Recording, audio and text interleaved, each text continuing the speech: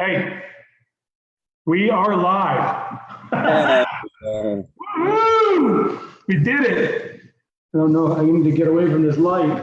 Hey, sorry, the Florida Wrestling Room guys, man.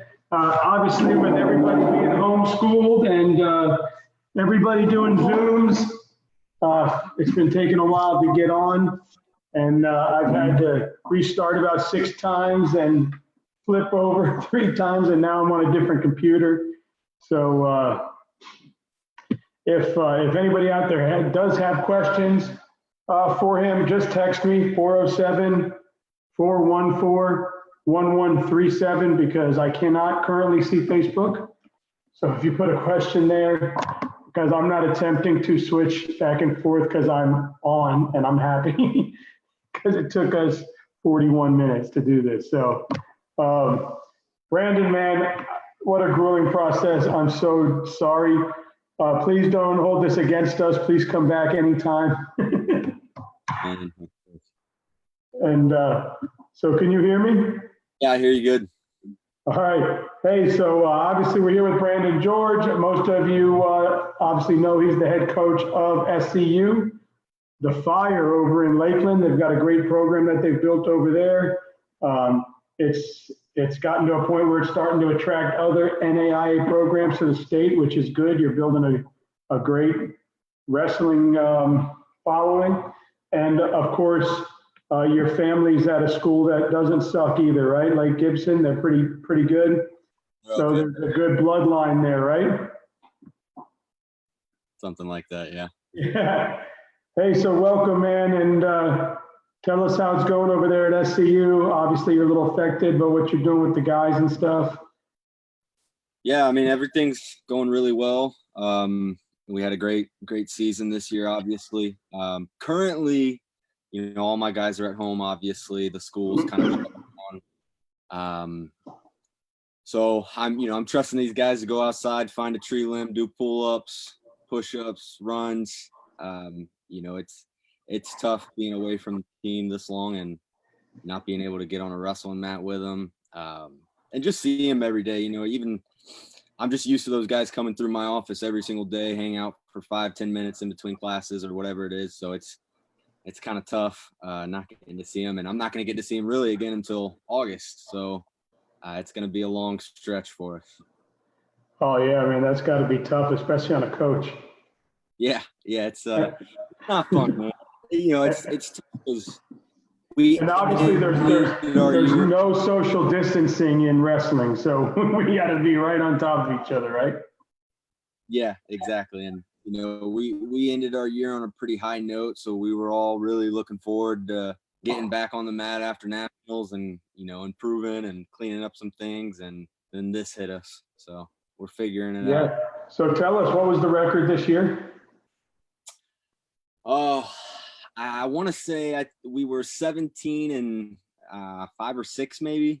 Nice. Yeah, I came down for those quads when you had like that's top 5 schools or whatever, 4 schools in the NAIA. I came down for that. That was fun. Mike invited me, and then you did have some All-Americans and stuff, right? With the NAIA schools. So we did the national dual tournament, which was in January. We finished 8th at national duels, and then we had the individual national tournament at the end of the year. We finished 9th at nationals, which was our highest finish yet. Awesome. So we're going in the right direction. Right direction. Yeah. That's cool, man. So some questions that came in. I know Ricky sent me some stuff and some stuff we were looking up here. So you wrestled for Dan Walker at Lake Gibson. What influence did he have on you? And how do you feel like he molded your coaching career and your coaching style? Oh, Coach Walker, man. So he kind of brought a different sort of mentality to wrestling that really I wasn't exposed to growing up, as far as just the grittiness, toughness of wrestling. We kind of grew up in our youth club, and everything was extremely technical. And, you know, we went over to Lake Gibson, and immediately it was, you know, guys banging head, bloody noses everywhere, just things that, you know, I maybe wasn't used to. But man, he's a grinder, and he's very relational with all of his athletes. And that was, something else that I really picked up from him too. And something that I think, I try to model after him also. Cool, man. So yeah, so his heart must be breaking a little bit for those ODU kids, huh? For sure. Yeah. I was talking to him, my brother, once we got the news, and we were all, kind of scrambling those guys. And yeah, I know he definitely hurts for him. He cares about all his athletes. And, even when we go away, I went out of state for college. So even when we go away, he's still talking to us regularly and just keeping that relationship with us. Nice. Where'd you go? North Carolina State. Awesome. Over in Raleigh, right? Yeah, Raleigh, North Carolina. I used to work, they used to call it the Granddaddy. I traveled in the carnival when I was younger, and we used to work the state fair there every year. Yeah, it was right by the school. Man, they get 700, 800,000 people in 10 days come through that thing. Yeah, so I guess my freshman year, it was the first time I went to the state fair, and everyone was telling me how big of a deal it was, and I didn't really believe them. And it's crazy. It makes the Tampa State Fair look like Burger King, right? Oh, yeah, for sure. Yeah, we used to call it the Granddaddy, man. And then I remember up there, everything's different. Even the ham biscuits at McDonald's are real country ham with orange marmalade. It's not the stuff we get down here. So, man, it was good stuff. Oh yeah. So, when you're recruiting kids to come to SCU, what's the biggest thing you look for in those kids? So I think the number one priority for any kid I'm recruiting, regardless of, wrestling ability, is they just have to be a fit for our culture. And I think that's sort of priority number one with any team that you're building. I got to make sure these guys mesh well with the guys that are already on the team, that, they're going to fit in with the culture that we've built, and, that they just uphold the highest character standards that, we expect from our athletes at Southeastern, and that they're going to get it done in the classroom, really. But, they got to be able to buy into what we do and how we train and how we live. And that's priority number one.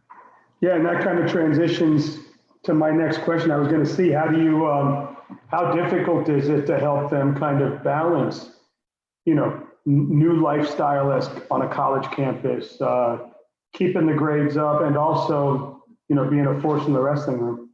Yeah. So one of the best things about Southeastern, the amount of resources that we have for our student athletes. So the guys on my team, if they're having issues with academics, whatever, there's resources. So pretty much, if they're able to prioritize their time and, figure out what their goals are, and that's sort of what everything comes down to is, in our first team meeting, I asked what their goals are. If their goal is to win a national title and get a 3.5 GPA, then all the other side distractions kind of have to go away. If their goal is just to be a guy on the wrestling team and kind of float by, then, it's not the right fit, probably. Sure. And so another one, you have obviously brothers that were state champions. And so who's the best out of you three? There's three, right? So I have three older brothers. There's four of us. Four of you guys. And how many were state champions? So me and Anthony, my second oldest brother, we both won state titles. Brent, who currently coaches at Lake Gibson, he did not have the best state tournament in high school, I'll put it that way. And then my oldest brother, Gabe, he's actually the athletic director at Lake Gibson right now. Nice. He was a multi-sport athlete. So who was the best out of all of you guys? Well, if you're asking me behind closed doors, I'd probably say Anthony. But, since we're talking and I'm putting this on record, I'm going to say me. That's all. And now, would you say that each one of you had the kind of the same wrestling styles, or were you guys different type of wrestlers? We were all really different, and I kind of got to see it, but I hear it mostly from everybody was, Anthony, who went and wrestled at Duke. He was a very technical wrestler, kind of like a silent assassin almost, where he just goes out and does whatever he wants. My other older brother, Brent, was more of the headbanger, where he's just going to beat your face in the mat and protect the window, I guess, in a way. And then I've always been told I was kind of a mix of those two. So that's how. So that being you were the middle brother. I'm the youngest, actually. Oh, so that's why you won states, right? The youngest, the three of them kept you grinding, huh? They beat me up a lot when I was little. That's awesome, man. That's a heck of a program they have built over there, and they're doing a great job. So the addition of Mike Santani, my buddy, I got to throw him out there to your AD department. I know he's brought a lot of experience into getting people in the stands for all your different sports, and being that he's a wrestler himself and wrestled in college, uh, have you rolled around with him at all yet? And what has he meant to the program? I think he's actually put shoes on and get on the mat. But man, just having him around in 1 year, there's been a lot of just so many positive changes to, that end of our wrestling matches. Things that he's just brought in that weren't there before, just from his experience, have kind of helping take us to the next level. And he's a wrestler, so he has the wrestling mindset where he's always looking to improve and do things different and find better ways to do things. So I'm really excited to see what he's got for us next year. Yeah, he's a little guy, but when you walk up to him and you see his ears, you're like, okay, I'm not going to mess with that guy. I like the ears give it away, right? Yeah. Yeah, man, he's such a classy guy, man. I love him to death like a brother. And I appreciate him putting us two together. So you've got some really good athletes. And then I know I've seen over the last couple of days, you've got some new recruits coming in. Talk about it, how happy you are, who they are, and all that good stuff. Yeah, so right now we're probably, I'd say 75% done with our recruiting class. There's still a couple more we're looking to sign.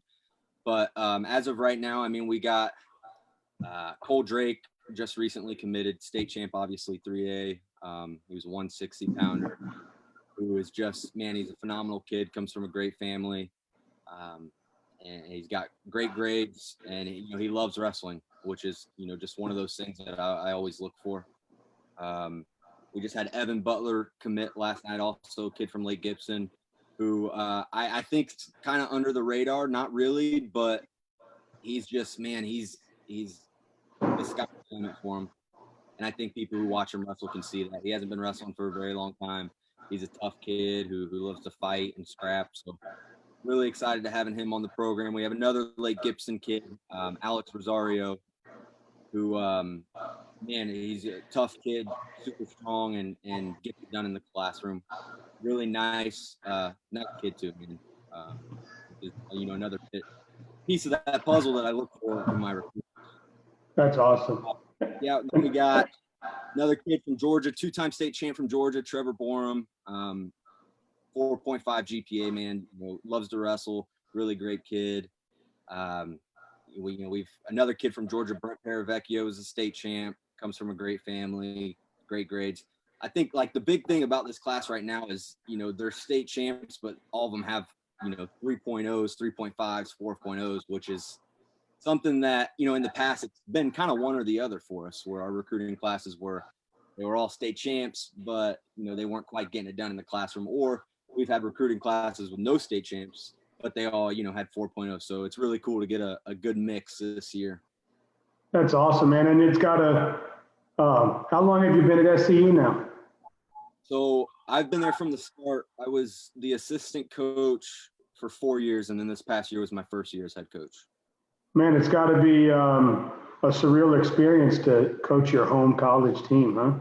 Yeah, it's super cool. And I mean, just the fact that I'm a college coach, but that I'm doing it in Florida, in my hometown, is just, it's really special, man. And it means a lot to be able to do it, coach in Florida and coach at one of the 3 programs in Florida, and just give high school athletes an opportunity that, I didn't have, which is to wrestle and compete in college in Florida. Yeah, and I mean, that would kind of go into how much have you seen Florida wrestling grow, and how much better has it become? And I asked, I think I asked Connor this, and I also asked Olson this the other day. Where does Florida compete now in the country, and where can they get to? Can they become a Pennsylvania, a Ohio, or are they there? Are they almost there? How close are they? Yeah, so we're getting there. And I think probably in the last 10, 15 years, even when I was coming up through high school, there's kind of been this surge of Florida wrestling. And it started, the major kids clubs at South Dade, Osceola, Manatee, Lake Gibson, Jesuit, Fleming Island. That's what builds the state. And then having those kids go to their high school programs and then having colleges for them to wrestle at. That's what, builds up a state of wrestling. So Yeah. And CFWA is not doing a bad job either. CFW, yeah, man, they're over. I left them out, huh? Those guys they get everything already, so yeah. But man, it's exciting. I think it's a really exciting time for Florida wrestling, especially now with 3 universities that have college wrestling. The only way we're going to go is up, and I believe that. Especially there in Lakeland, there's 2, right? You and the other university. What? No. Yeah. Yeah. But how cool is that, though? I mean, you guys can probably just create a national hotbed of wrestling right in that country town, right? Yeah, and Central Florida is I think one of the best spots in the nation for wrestling, and I believe the best from Central Florida can go up against the best from anywhere in the nation. So it's not hard to recruit for me, being in Central Florida. So let me ask you this: I'm a kid and I'm looking at Division III or NAIA, and I'm kind of in between the two. Why choose you? Why choose SEU, or why choose the NAIA over D3? What would you tell a kid? So I tell anybody, regardless of it's D3, D2, D1. I've recruited kids who have been recruited by all those different levels. So what it comes down to is just, you come to Southeastern, you're going to have all the resources to, become a man, become a leader, develop a lot of character, get good grades, graduate, get a great job, make a lot of money, and win a national title. And, I kind of mentioned it earlier, but the resources we have are honestly second to none. And, I wrestled at the D1 level, and I've been to schools that don't have the resources that we have.